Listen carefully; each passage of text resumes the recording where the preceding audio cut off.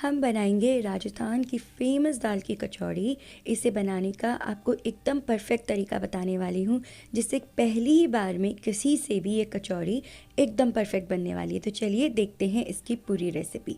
सबसे पहले 2 कप हमने लिया है मैदा। अब इसमें मिलाएंगे हम आधी चम्मच नमक।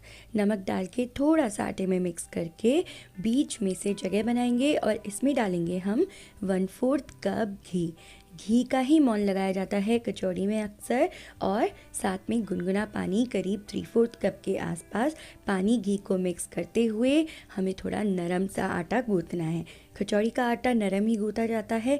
पानी की ज़रूरत लगे तो आप हाथों से छींटे दे सकते हैं, बहुत ज़्यादा पानी भी ऐड नहीं करेंगे। तो देखिए मैंने नरम सा आटा कचौड़ी का गूंथ लिया। तो आटे को करीब 5 मिनट के लिए कंटिन्यूसली गूंथते रहना है, एकदम सॉफ्ट करना है। आपको करीब 30 से 40 बार आटे को फोल्ड देना है। तो इस तरीके से आटा जो होगा बहुत ही नरम हो जाएगा और कचौड़ियाँ बहुत ही खस्ता बनेंगी और फूलेंगी। तो ये जो आटा है ये सेट हो गया है। इसे आधे घंटे के लिए गीले कपड़े से ढक के रख देंगे और उसके बाद हम कचौड़ियाँ बनाएंगे इससे। तो चलिए सबसे पहले स्टफिंग बनाने के लिए मैंने उड़द दाल को 1/4 कप उड़द दाल लेके उसे अच्छे से धो के पानी में मैंने करीब 2 से 3 घंटे सोक कर दिया है। 2 से 3 घंटे के बाद आपको उड़द दाल का पानी जो है वो ड्रेन कर देना है। अब ये जो उड़द दाल है इसको हम मिक्सी के जार में डाल के थोड़ा सा क्रश कर लेंगे। बहुत ज़्यादा पेस्ट नहीं बनाएंगे, हल्का सा इसमें पानी भी डाल देंगे 2 से 3 चम्मच और क्रश कर लेंगे। तो देखिए मिक्सी के अंदर क्रश करने के बाद इस तरह का दरदरा सा टेक्सचर आपको दिखेगा दाल का, जो कि पूरी हमने अच्छे से पीसी नहीं है, थोड़ी सी खड़ी रहने दी है। चलिए अब इस दाल को हम साइड में रखते हैं एक बोल में निकाल कर। अब कचौड़ी में स्टफिंग में जो डलने वाले मसाले होते हैं उसमें मैंने लिया है ये पुदीने का पाउडर 1 चम्मच और साथ ही में हमने लिया है आधी चम्मच जीरे का, काला नमक 1/4 टीस्पून, हमने लिया होल कोरिएंडर साबुत धनिया 2 चम्मच, साथ ही में आधी चम्मच काली मिर्ची साबुत और लौंग लिए हमने 1/4 टीस्पून। इसमें जाएगा बहुत सारा हींग करीब 1 चम्मच, क्योंकि कचौड़ियों को हींग का ही फ्लेवर मिलने वाला है। चलिए अब इसमें मैंने 2 चम्मच लाल मिर्ची पाउडर के भी ले लिए हैं और ये मैंने लिया है इसके अंदर सौंफ के 2 चम्मच और ये गरम मसाला लिया है हमने करीब आधी चम्मच। साथ ही में हमने ड्राई चिलीज़ भी ली हैं और ये सूखी वाली कश्मीरी लाल मिर्ची ली हैं थोड़े से कलर के लिए और टेस्ट के लिए। तो चलिए अब ये जो सारे के सारे मसाले हैं इन्हें मिक्सी के जार में डाल के आपको क्रश करना है। बहुत ज़्यादा हम मसालों का पाउडर नहीं बनाएंगे, मसालों को दरदरा सा हम पीस लेंगे, जैसे कूटनी में कूटते हैं उस तरीके से। तो देखिए ये सारे जो मसाले हैं दरच लिए। आप चाहें तो मसालों को पहले से जो खड़े मसाले उन्हें थोड़ा सा तवे पे रोस्ट करके भी सेक सकते हैं और ज़्यादा फ्लेवर को इन्हांस करने के लिए।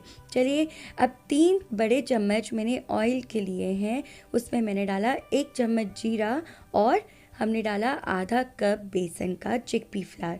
बेसन से बहुत ही अच्छी बाइंडिंग आती है मसाले के अंदर और रोस्ट करेंगे बेसन को हल्का सुनहरा होने तक, उससे बहुत ही टेस्टी फ्लेवर भी आता है मसाले में। तो देखिए जब बेसन हल्का ब्राउन होने लगी बिस्किट के जैसे, तो उसके बाद जो हमने दाल कूटी थी वो हमने इसमें मिक्स कर दी। जैसे ही दाल डालेंगे वैसे ही देखिए बेसन वो सारा एब्जॉर्ब करने लग जाएगी। मिक्सी में हमने जो मसाला क्रश किया है वो सारा का सारा इस दाल की पीठी में ऐड कर देंगे और साथ में 1 चम्मच डाल देंगे नमक भी। अपने स्वाद के हिसाब से आप चेक कर लीजिए, जो तीखापन है जैसा भी आप प्रेफर करते हैं, घर में बना रहे हैं तो आप कम भी कर सकते हैं, ज़्यादा भी कर सकते हैं। तो एक बार जब ये पीठी तैयार हो जाए तो आप मसाले चेक कर लीजिए। अब 1/4 टीस्पून इसमें मैंने हल्दी का भी डाल दिया है और आधा कप पानी हमने गर्म पानी डाला है। पानी डालने का रीज़न ये है कि जो मसाले हैं अच्छे से फूलेंगे, दाल मसालों को अच्छे से एब्जॉर्ब कर पाएगी और दाल जो है वो एकदम सूखी सूखी नहीं होनी चाहिए, वो हल्की गीली होनी चाहिए, सॉफ्टनेस होनी चाहिए दाल की पीठी में, नहीं तो आपकी कचौड़ियाँ फटेंगी। तो देखिए ये दाल की पीठी जो है कचौड़ी में भरने वाली बिल्कुल रेडी है। आप देख लीजिए पीठी बहुत ज़्यादा ड्राई लगे तो पानी के छींटे दे सकते हैं। पीठी जो है उसको ठंडा करने के लिए रख देंगे और थोड़ा सा बारीक कटा धनिया डाल देंगे। चलिए, अब ये जो स्टफिंग है ये बिल्कुल रेडी है। जो आटा है आधे घंटे के बाद सेट हो चुका है। उसके हम छोटे छोटे से पेड़े इस तरीके से मुट्ठी में आटे को दबाते हुए काटते हुए पेड़े बनाएंगे। और ये जो पेड़े हैं करीब 35 से 40 ग्राम के बराबर साइज़ के आप पेड़े बना लीजिए। ढक के रख देंगे पेड़ों को साइड में। अब ये जो पीठी है एकदम नरम होनी चाहिए हलवे की जैसे।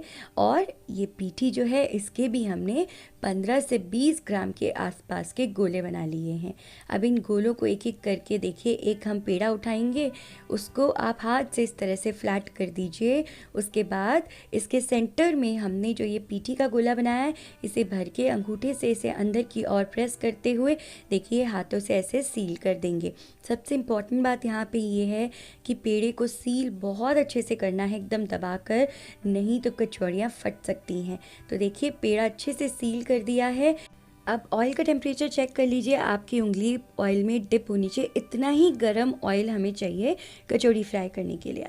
कचौड़ी का पेड़ा उठाएंगे, उसे देखिए हाथ के साइड से मसाले को बराबर फैलाते हुए फ्लैट कर लेंगे। पूरी के भी साइज से एकदम छोटा रखना है, थोड़ा सा थिक रखना है आपको। और सारी की सारी कचौड़ियाँ फ्लैट करके हम कढ़ाई में डाल देंगे। अब देखिए यहाँ पे इम्पॉर्टेंट स्टेप, चम्मच से आपको बिल्कुल हल्के हाथ से इस तरीके से ऑयल को हिलाना है कि कचौड़ियाँ सारी की सारी फूल जाएं। कुछ कचौड़ियाँ नहीं भी फूलेंगी, ज़रूरी नहीं है सारी फूलें, लेकिन जो नहीं फूलेंगी वो भी उतनी ही स्वाद बनती है। कचौड़ी वाले की भी सारी कचौड़ियाँ एक जैसी नहीं बनती हैं। हो सकता है कि ऊपर से आपकी कचौड़ियाँ जो सील होता है वहाँ से अगर खुल जाए तो आप एक लई बनाइए, थोड़ा सा मैदा और पानी के घोल को मिक्स करके और उसके ऊपर जो सील खुला है उस पर लगा के कचौड़ी को वापस से ऑयल में डाल दीजिए। अब ऐसे पलट पलट के आपको एकदम स्लो फ्लेम पे ही कचौड़ियों को सेकते जाना है। बहुत ही पेशेंस के साथ, करीब आधा घंटा आराम से लग जाता है। और जो कचौड़ियाँ हैं लेकिन एकदम परफेक्ट बनती हैं। तो देखिए सारी की सारी कचौड़ियाँ एकदम परफेक्ट बनी हैं। जब ये बनके तैयार होती हैं तो दुकान से, जो आप मिठाई की दुकान से कचौड़ी लाते हो, उसमें और इन कचौड़ियों में रत्ती भर फ़र्क नज़र नहीं आएगा आपको। घर में आज ही बनाकर देखिए कचौड़ियाँ, इतनी जल्दी और एकदम परफेक्ट कचौड़ियाँ बनके तैयार हो जाती हैं। रेसिपी को बिल्कुल वर्ड टू वर्ड फॉलो कीजिए, आपकी कचौड़ियाँ भी उतनी ही टेस्टी बनेंगी और हर कोई सरप्राइज़ हो जाएगा आपकी कचौड़ियों की क्वालिटी को देखकर। तो चलिए, रेसिपी अगर अच्छी लगी हो तो कचौड़ी बना लीजिए गर्मा गर्म कढ़ी के साथ या आलू की सब्ज़ी के साथ या फिर मीठी चटनी के साथ, हरी चटनी या दही के साथ इन्हें सर्व कीजिए और इन्जॉय करिए। रेसिपी अच्छी लगी हो तो लाइक कर सकते हैं।